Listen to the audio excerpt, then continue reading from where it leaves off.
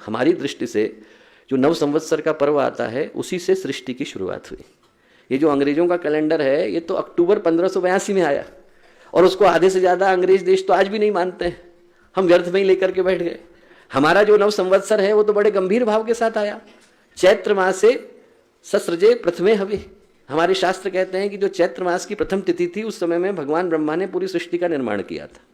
भगवान राम के राज्याभिषेक का समय, युधिष्ठिर के राज्याभिषेक का समय, विक्रमादित्य के राज्याभिषेक का समय, और बड़े गंभीर भाव के साथ नव संवत्सर आता है। हमारे यहाँ पर सबसे छोटी इकाई हमने अणु को माना। 3 अणु जुड़ जाएंगे तो तरस रेणु बन जाएगा, तरस रेणु जुड़ेगा तो त्रुटि बनेगी, त्रुटि से लव बनेगा, लव से निमिष बनेगा, निमिष से मुहूर्त बनेगा, मुहूर्त से प्रहर बनेगा, प्रहर से दिन रात बनेंगे, दिन रात से पक्ष बनेगा, पक्ष से संवत्सर बनेगा, उससे मनवंतर बनेगा, उससे युग बनेंगे। तो जो पूरी गणना है वो बड़ी गंभीरता के साथ हमारे यहाँ पर जो नव संवत्सर का समय है वो बड़े गंभीरता के साथ आता है। और हमें छोड़ दीजिए, पूरी दुनिया मनाती है। आपके फाइनेंशियल ईयर का एंड कब होता है? इसी 31 मार्च को तो होता है।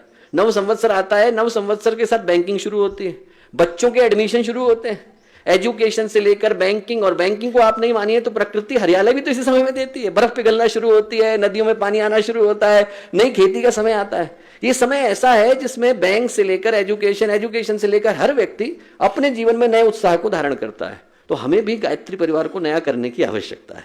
अगर आपको हमारी यह वीडियो